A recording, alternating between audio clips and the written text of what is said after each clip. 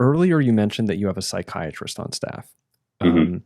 And when we had our prep call, you had mentioned that the psychiatrist is on staff to prescribe psychiatric medication if needed, to prescribe and administer psychiatric medication. Why is that there, and what type of scenarios are you preparing for that such an intervention would be warranted? Okay. I have witnessed more times than I care to count individuals being blown wide open via their psychedelic use, and then and or enter into states of hypermania that continue into mania, and if not adequately managed, develop into a full florid psychosis. Okay. You can consider that there are two types of psychosis, primary and secondary, where primary arises out of a schizophrenic episode, this type of thing, and secondary might be substance-induced psychosis. But I also know, I know many stories of people that have gone on 8-week-long silent meditations in India and have descended so deep into their unconscious that they've entered into a psychotic state. Now, I have a bit of a theory about psychosis, which we can touch on later if you like. So having witnessed that so often, not at Myco Meditations, I was not willing to take that risk with Myco. So our screening process for guests has evolved a lot over the years. It's extremely thorough. Our denial rate for applications is in the 25 to 30% range. So again, another fact that we are not putting profits over the well-being of our guests and the guest outcomes. 30% denial rate, I think, is very high. Many of those denials are because there is a personal or familial history of schizophrenia, likewise bipolar 1 or bipolar 2 disorder, and thirdly, some prior experience with psychosis in the past. Not something we are willing to entertain. And so all of my team members are trained and educated in spotting the early warning signs of hypermania, mania, and psychosis. We have a protocol for how we deal with that. And it's not, it costs me tens of thousands of dollars to have a psychiatrist on my team that's available on call to come down here that we've never had to use. But it's not something I'm willing to even have a tiny risk around, that we don't have that covered. And so, of course, people can lie on their application forms, right? Back in the early days, or they could not know. Or they could not know. It could be a latent disorder that only emerges through a stressful emotional experience with psychedelics.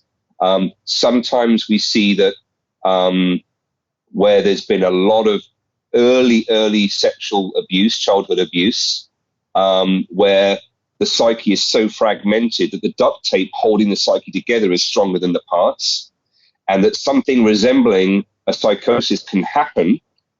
And it's almost like a creative deconstruction, a necessary creative deconstruction of the psyche, so the person can come back to healing again. But as we know in the Western world, people are medicated back to quote unquote whatever their normality is. And so we are not going to risk people developing hypermania, mania, or psychosis. And so we have the medications and the professional team members on hand should that ever occur. So I do want to ask you about this theory about psychosis. Possibly what I'm about to ask you is going into that domain, but otherwise it'll be the next question. When we were on the call, you made the mention of like needing to be able to adequately, or say accurately, track and differentiate between a mania or a hypomanic episode and what you called, quote, a normal acute psychomimetic response. So what is that difference? And maybe this is the proprietary stuff, but like, what is that difference? And like, how is it that we know how you would manage perhaps the extent to somebody is like perhaps moving into developing a psychosis. Well, you have a psychiatrist on staff, but how do you manage this normal acute psychomimetic response? And even what is that? Okay. So psychotomimetic response is simply you take a substance, a psychedelic, an LSD or meth, even any kind of substance like that, and it can induce symptoms that seem to mimic psychotic symptoms. Okay, so how we see that on retreat, the psychotomimetic response, it begins with like a low-grade paranoia and vigilance. That can develop into an acute paranoia and extreme hypervigilance.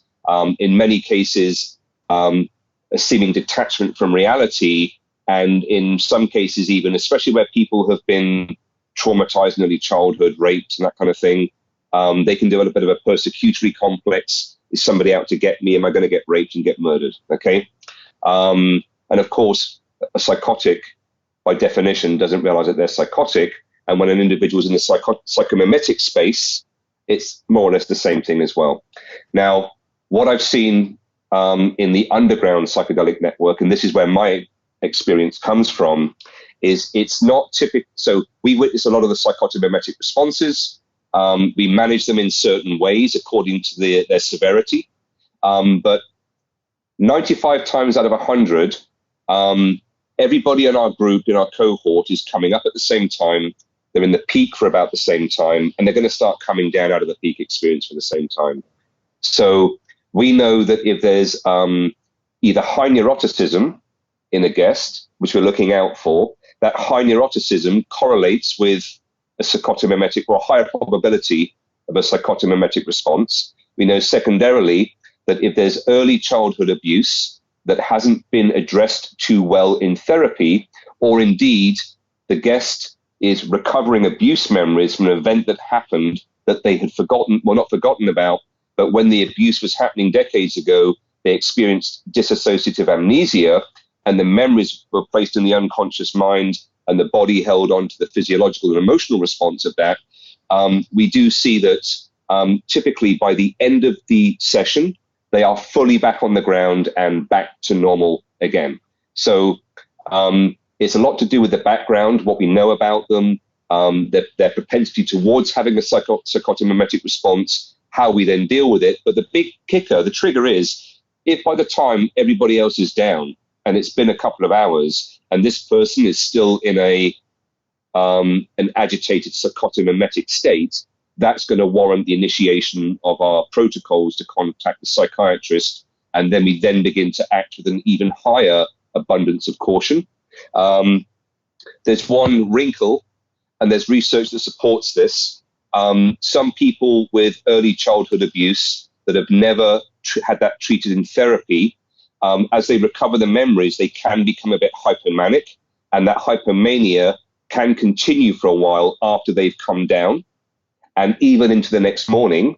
But typically by the next morning, it's gone again. It's completely dissipated. So in a case where...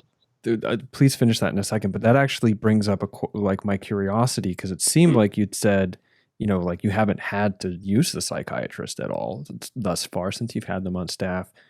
But in my mind, I'm like, it can't be that rare that somebody who is, like I imagine you're bringing in a lot of people that are dealing with some pretty difficult stuff, that they wouldn't have a psychotomimetic response or some sort of something that continues into a couple of days afterwards, or at least for a little while. And so in my mind, I'm like, oh, it would seem weird that your first response after that would be to go towards psychiatry. But it sounds like what you're saying is that's sort of like, that's the trigger for an alert to go on, but there are still sort of like progressive stages of intervention that follow from there before you move towards psychiatric medication. Is that correct?